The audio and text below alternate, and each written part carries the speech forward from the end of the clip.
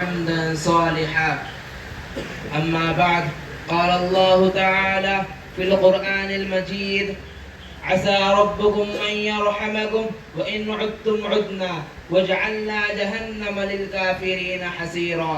إن هذا القرآن يهدي للتي هي أقوم ويبشر المؤمنين الذين يعملون الصالحات أن لهم أجرا كبيرا. అమిత దయామయుడు ప్రేమించువాడు అయిన అల్లాహ్ పేరుతో మొదలుపెట్టుచున్నాను. గౌరవనీయులైన పెద్దలు, సమావేశానికి హాజరైన సోదరులు అందరికీ అస్సలాము అలైకుం వరహ్మతుల్లాహి వబరకాతుహు. ప్రస్తుతం నేను మీ ముందు పఠించిన అరబీ శ్లోకం ఒక వివరణ మీ ముందు విశోధపరుస్తున్నాను. ఇహలోకం నుండి సౌఖ్యం, పరలోకం నుండి మోక్షం పొందటానికి అన్నిటికీ మించి దారి ఏదైతే ఉందో అలాంటి దారి చూపిస్తుంది ఈ ఖురాన్. ఎవరైతే దేవునిపై విశ్వాసం, ప్రవక్తకారి ఆచరణలు ఆచరించారో వారి కొరకు కఠినమైన నరకాన్ని సిద్ధపరిచి ఉంచారు. అలాంటి నరకాన్ని నుంచి మన అందరినీ కాపాడుగాక. ఆమీన్. అలాగే అల్లాహ్ మొదటి పారాలో ఈ విధంగా చెబుతున్నారు: అలిఫ్ లామ్ మీమ్ జాలికల్ కితాబు లా రైబ ఫీహ్.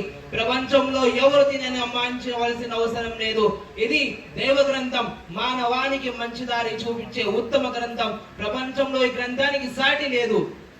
మనకు ఏదైనా జబ్బు సోకితే మనం డాక్టర్ వద్దకు వెళ్తాము.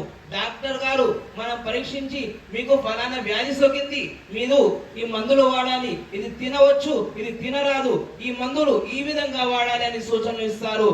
అలాగే మన అల్లాహ్ మనం మంచి మార్గంపై నడవడానికి, ప్రళయ దినం నాడు సుఖంగా ఉండటానికి ఖురాన్ ద్వారా సూచనలు ఇచ్చారు. అదే ఈ ఖురాన్ ప్రవక్త పదవికి వెన్న తెచ్చింది. అదే ఈ ఖురాన్ ప్రవక్త గారిపై అవతరించబడింది.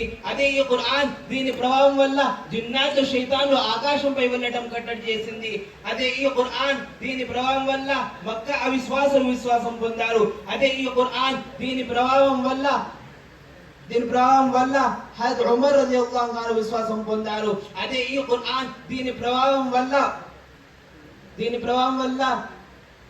జిన్నాతు శైతాన్లు ఆకాశంపై వెళ్ళడం కట్టడి చేసింది. అదే ఈ ఖురాన్ దీని భద్రత స్వయంగా అల్లాహ్ తబారక తఆలా తీసుకొని ఉన్నారు.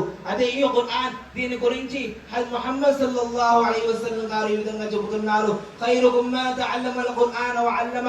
అదే ఈ ఖురాన్ దీని గురించి అల్లాహ్ తబారక తఆలా ఈ విధంగా చెబుతున్నారు: లా యమస్సుహు ఇల్లల్ ముతహహరున్. అదే ఈ ఖురాన్ దీని భద్రత స్వయంగా అల్లాహ్ తబారక తఆలా తీసుకొని ఉన్నారు. సోదరులారా, మనసు లగ్నం చేసి వినండి. ముందు కాలంలో ప్రతి ఇంటి నుంచి ఖురాన్ పఠనం ఒక వినికిడి వినిపిస్తుంది. కానీ చాలా బాధాకరమైన విషయం ఏంటిదంటే, ఈ కాలంలో ప్రతి ఇంటి నుంచి మ్యూజిక్ ఒక శబ్దం వినిపిస్తుంది. ఈ కాలంలో ఖురాన్ చదవటం సమయం వృధా అని భావిస్తారు. సోదరులారా, ఖురాన్ చదవడం సమయం వృధా కాదు, ఇది చాలా తెలివి తక్కువైన ఆలోచన. ఖురాన్ చదువుతూ ఉంటే ఇరు చదవాలనిపిస్తుంది. ఖురాన్ చదివే వాళ్ళ ముఖం మీద వెలుగు వస్తుంది. ఖురాన్ చదివే వాళ్ళ తల్లిదండ్రులకు చాలా విలువైన వస్త్రాలు మరియు కిరీటం ధరింపజేస్తాడు. ఆ కిరీటం వెలుగు ఎలా ఉంటుందంటే సూర్యుడి వెలుగు కూడా దాని ముందు కాంతి వీనమైపోతుంది. సోదరులారా, ఒక మనిషి పుట్టుక నుంచి ఓ చావు దాకా ఒక మనిషి ఎలా ఉండాలి, ఎలా జీవించాలి అని ఖురాన్ ఆవిష్కరించబడింది.